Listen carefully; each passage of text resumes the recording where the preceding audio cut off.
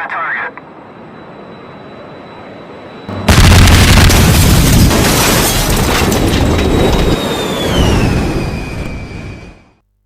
کا اسرائیل پر حملہ، 200 سے زائد ڈرون اور میزائل داغ دیے، اسرائیلی فوجی اڈوں کو بھاری نقصان۔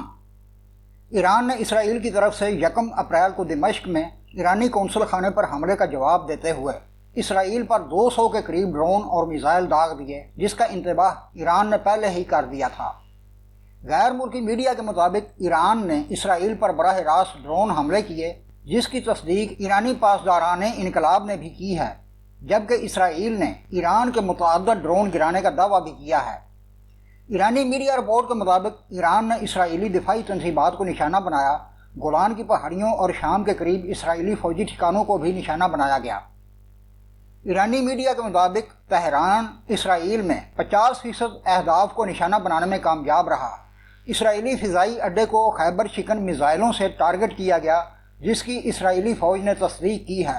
اسرائیلی حکام کا اس ضمن میں کہنا ہے کہ ایران کے 200 ڈرونز اسرائیلی علاقوں تک پہنچنے میں کامیاب ہوئے۔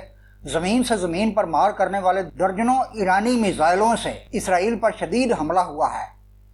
اسرائیلی فوجی ترجمان نے اس بات کی بھی تصدیق کی ہے کہ ایرانی ڈرونز سے جنوبی اسرائیل میں فوجی اڈے کو نقصان پہنچا، اور یہ خیز دعویٰ بھی کیا ہے کہ حملے میں ایک لڑکی زخمی ہوئی۔ خطرات ابھی ٹلے نہیں ہیں اور فورسز خطرات کا مقابلہ کر رہی ہیں۔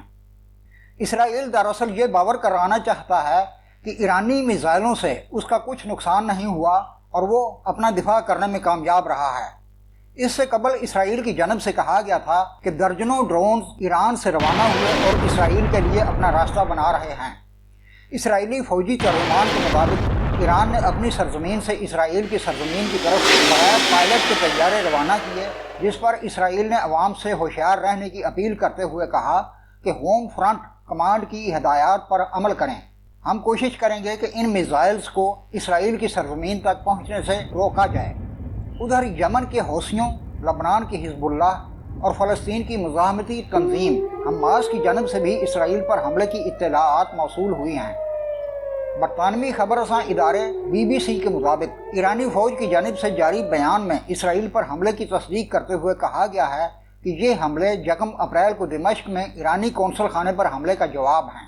اس کے علاوہ اقوام متحدہ میں ایرانی مشن کا سوشل میڈیا پر بیان سامنے آیا، جس میں کہا گیا ہے کہ ایران کی فوجی کارروائی دمشق میں ایران کے سفارتخانے پر اسرائیل کی جارحیت کے جواب میں کی گئی ہے۔ دریں اثنا ایرانی مشن کا کہنا ہے کہ اسرائیلی شرانگیزی اور جارحیت کے جواب میں ایران نے اپنا حق دفاع اور UN چارٹر کے مطابق اپنے سفارتخانے پر حملے کے رد عمل میں اس جوابی کارروائی پر اگر ایران پر براہ راست حملہ کیا گیا تو مزید شدت سے جواب دیا جائے گا۔ ایران کے وزیر دفاع نے ایک بیان جاری کر کے پڑوسی ممالک کو خبردار کیا کہ ان میں سے جو بھی ڈرونز کو روکنے کے لیے اسرائیل کے لیے اپنی فضائی حدود کھولے گا اسے نشانہ بنایا جائے گا۔ اس کے علاوہ ایرانی وزارت خارجہ نے کہا ہے کہ ایران کسی بھی فوجی جارحیت کے خلاف اپنے جائز مفادات کے تحفظ کے لیے مزید دفاعی اقدامات کرنے سے دریغ نہیں کرے گا۔ عرب ٹی وی پر اسرائیلی تجزیہ کار روری شارون نے گفتگو کرتے ہوئے کہا کہ اسرائیل نے multi air defence system launch کر دیے ہیں۔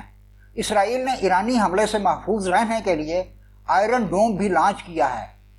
اس کے علاوہ اسرائیلی فضائیہ نے ڈیوڈ سلنک نامی دفاعی نظام اور ایرو 2 اور ایرو 3 بھی لانچ کر دیا ہے۔ ادھر اردن نے اسرائیل کو ایرانی ڈرون سے بچانے کے لیے فضائی سسٹم کو فعال کرنا شروع کر دیا، جبکہ قبرص میں موجود برطانوی جنگی طیارے مشرق وسطیٰ کی جانب روانہ ہو گئے۔ اسرائیلی میڈیا کے مطابق ایران کے حملے کے بعد اسرائیلی لڑاکا طیاروں کا غزہ سے انخلاء ہو گیا۔ غزہ جنگ کے بعد یہ پہلا موقع ہے کہ اسرائیلی لڑاکا طیارے غزہ میں موجود نہیں ہیں۔ ناظرین کو یہ بھی بتاتے چلیں کہ ایران نے 100 کے قریب جو ڈرونز اور کروز میزائل فائر کیے تھے، اسرائیل نے ان میں سے شام اور اردن کی فضائی حدود پر سے گزرنے والے کئی ایرانی ڈرونز کو نشانہ بنا کر تباہ کر دیا ہے۔ اسرائیل کے ساتھ ساتھ علاقے میں موجود امریکی اور برطانوی لڑاکا طیاروں نے بھی عراق اور شام کے سرحدی علاقوں میں ایرانی ڈرونز مار گرانے میں اپنا حصہ ڈالا ہے۔ مزید برآں اسرائیل کو تحفظ دینے کے لیے عرب ملک اردن بھی پیچھے نہیں رہا، سیکورٹی ذرائع کا کہنا ہے کہ اردن کے لڑاکا طیاروں نے اسرائیل کی جانب پرواز کرنے والے درجنوں ایرانی ڈرونز کو تباہ کرنے میں کردار ادا کیا ہے۔ عرب میڈیا کے مطابق اردن کا کہنا ہے کہ اپنی فضائی حدود کی خلاف ورزی کرنے والے کسی بھی ایرانی طیارے کو مار گرانے کے لیے تیار ہیں۔ اس کے جواب میں ایرانی سیکیورٹی ذرائع نے خبردار کیا ہے کہ اردن کی جانب سے اسرائیلی حمایت میں جوابی حملوں پر نظر ہے، اردن ہمارا اگلا ہدف ہو سکتا ہے۔ ایرانی پاسداران انقلاب نے امریکہ کو خبردار کرتے ہوئے کہا ہے کہ امریکہ اسرائیل کی حمایت میں ایران کے مفادات کو نقصان نہ پہنچائے۔ ایران کے اسرائیل پر اس تباہ کن حملے کے پیش نظر شام، لبنان اور عراق نے اپنی فضائی حدود کو بند کر دیا ہے۔ شامی فوج کے مطابق شام نے دارالحکومت دمشق سمیت اہم اڈوں پر ایئر ڈیفنس سسٹم کو الرٹ کر دیا ہے، جبکہ اردن نے بھی ہنگامی حالت نافذ کر دی ہے۔ تازہ ترین اطلاعات کے مطابق اسرائیل نے ایرانی حملے پر سخت جوابی کارروائی کا اعلان کر دیا اور اسرائیلی سیکیورٹی کابینہ نے جنگی کابینہ کو ایرانی حملے پر رد عمل دینے کا اختیار دے دیا ہے۔ اسرائیلی وزیر اعظم نیتن یاہو نے کہا ہے کہ اسرائیل ہر قسم کے حملے کا جواب دینے کے لیے تیار ہے۔ اسرائیلی سیکورٹی کابینہ کے اجلاس کے بعد نیتن یاہو نے امریکی صدر جو بائیڈن سے ٹیلی فونک گفتگو کرتے ہوئے کابینہ اجلاس میں فیصلوں سے متعلق آگاہ کیا۔ اقوام متحدہ کا ایران اسرائیل کشیدگی پر تشویش کا اظہار۔ اقوام متحدہ کے سیکرٹری جنرل انتونیو گوتریس نے ایران اسرائیل کشیدگی پر تشویش کا اظہار کیا۔ گوتریس نے فریقین پر فوری جنگ بندی پر زور دیتے ہوئے کہا ہے کہ فوجی کارروائی مشرق وسطیٰ میں بڑے تصادم کا باعث بن سکتی ہے۔ اسرائیل نے ایرانی حملے کی مذمت کے لیے اقوام متحدہ کی سلامتی کونسل کا ہنگامی اجلاس بلانے کی درخواست کر دی ہے۔ ناظرین، آپ کو بتاتے چلیں کہ ایران اسرائیل حالیہ کشیدگی کب شروع ہوئی۔ پس منظر یہ ہے کہ اسرائیل کی جانب سے 1 اپریل کو شام کے دارالحکومت دمشق میں ایران کے سفارت خانے پر میزائل حملے میں 8 افراد جاں بحق ہو گئے تھے۔ اس اسرائیلی حملے میں جاں بحق ہونے والوں میں ایرانی پاسداران انقلاب کی القدس بریگیڈز کے سینئر کمانڈر رضا زاہدی بھی شامل تھے۔ بعد ازاں ایران نے دمشق میں ایرانی سفارت خانے پر اسرائیلی حملے پر جوابی کارروائی کی دھمکی دی تھی۔ ایران کے جوابی حملے کے خطرات کے پیش نظر ایران نے اسرائیل میں موجود اپنے شہریوں کی نقل و حرکت محدود کر دی تھی۔ ہفتے کو ایرانی فورسز نے آبنائے ہرمز میں اسرائیلی کمپنی کا جہاز قبضے میں لے لیا تھا۔